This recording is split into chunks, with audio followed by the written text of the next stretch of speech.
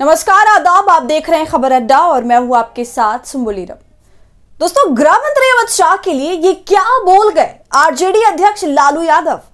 अंबेडकर पर अमित शाह ने जो बयान दिया है उस पर लालू यादव बिफर पड़े हैं। जी हां, और ऐसा बयान दे दिया जिससे अब बवाल मच गया है। गृह मंत्री अमित शाह के लिए आरजेडी सुप्रीमो लालू प्रसाद यादव ने ऐसे बोल दिए हैं जो शायद आज तक किसी ने नहीं बोला होगा।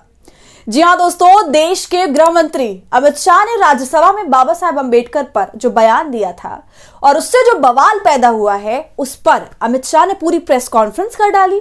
और देखिए, अब उनके इस बयान को लेकर चौतरफा राजनीति गरमाई हुई है। दिल्ली से लेकर बिहार तक हो हल्ला मचा हुआ है।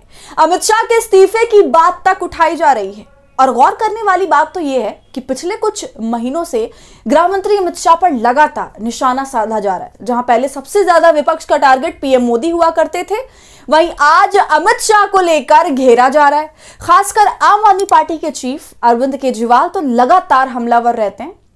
खैर, इस बार तो अमित शाह ने बात ही ऐसी कर डाली है जिससे पूरा विपक्ष भड़क गया है और इसे लेकर जबरदस्त प्रदर्शन भी कर रहा है।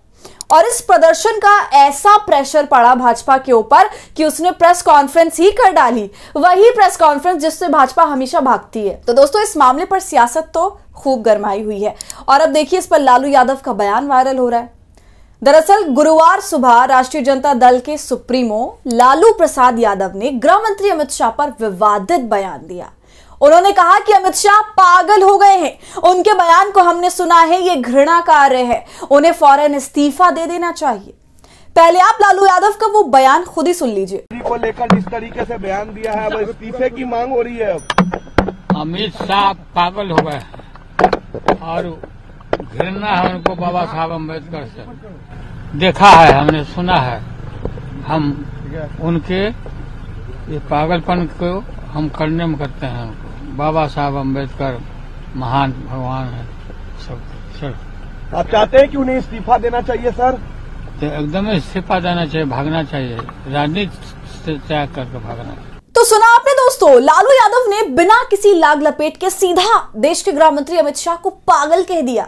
साथ में यह भी कह दिया कि वो अंबेडकर से घृणा करते हैं, उन्हें फौरन इस्तीफा देकर भाग जाना चाहिए। दोस्तों, लालू यादव और उनके पार्टी की भाजपा से हमेशा ही ठनी रही है। और आपको याद दिला दूं, ये वही लालू यादव हैं जिन्होंने एलके आडवाणी के रथ यात्रा निकालने पर गिरफ्तार करवाया था। आडवाणी जैसे ही अपने लाल लश्कर के साथ बिहार में घुसे, समस्तीपुर पहुंचे और वहीं पर लालू प्रसाद ने उन्हें अरेस्ट करवा दिया। तो खैर, जब लालू इस तरह का इतिहास भारतीय जनता पार्टी के साथ साझा करते ही हैं, तो पागल जैसे शब्दों से गृह मंत्री को नवाजना कोई खास बड़ी बात है नहीं उनके लिए। और सिर्फ लालू यादव ही नहीं, बल्कि उनका पूरा परिवार अमित शाह पर बिफरा हुआ है। लालू के बयान से पहले बुधवार को कमान उनकी बेटी रोहिणी आचार्य ने संभाल रखा था।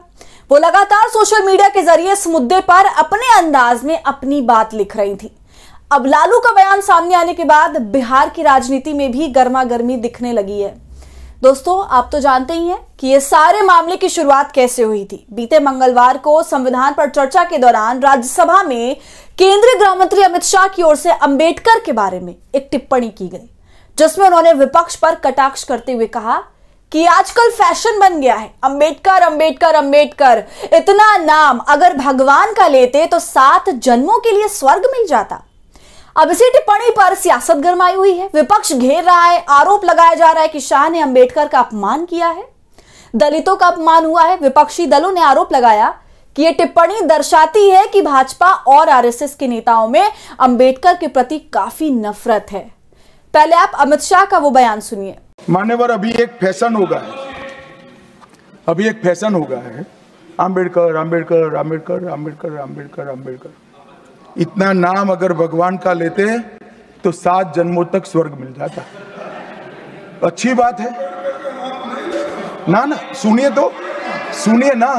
दोस्तों, स्वर्ग की सीढ़ी लेकर घूमने वाले शाह ने संसद में कंफर्म किया कि अंबेडकर का नाम लेने से स्वर्ग का रास्ता नहीं मिलेगा। स्वर्ग का रूट भगवान का नाम लेने से मिलेगा। अंबेडकर का नाम लेना फैशन बन गया है और स्वर्ग का कंफर्म टिकट चाहिए तो भाजपा में आइए।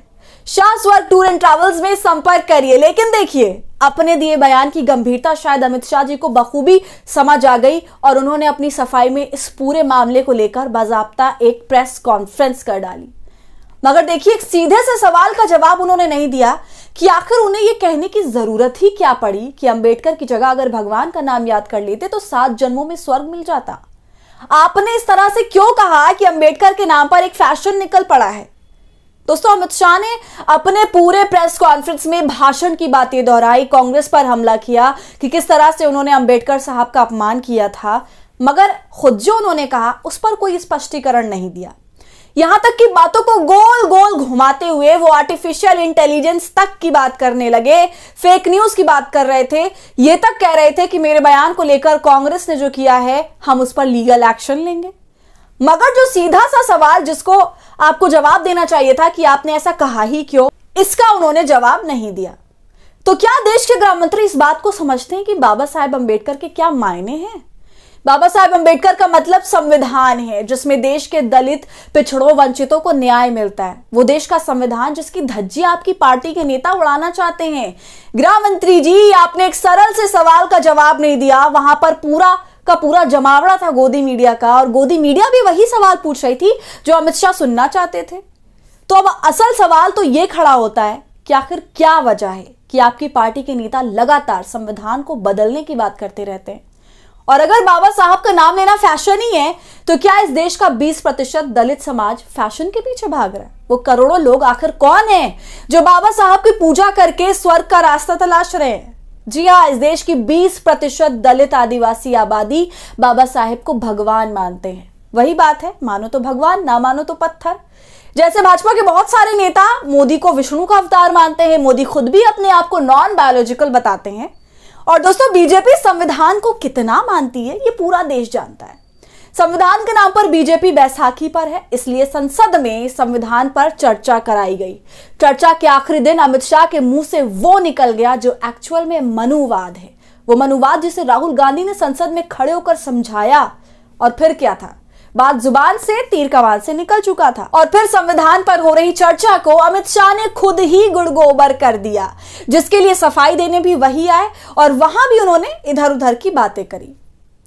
तो दोस्तों, आपका इस पूरे मामले पर क्या कहना है, हमें कमेंट कर जरूर बताइए। वीडियो पसंद आई हो तो इसे लाइक और शेयर करें, और खबर अड्डा को यूट्यूब पर सब्सक्राइब कर लें।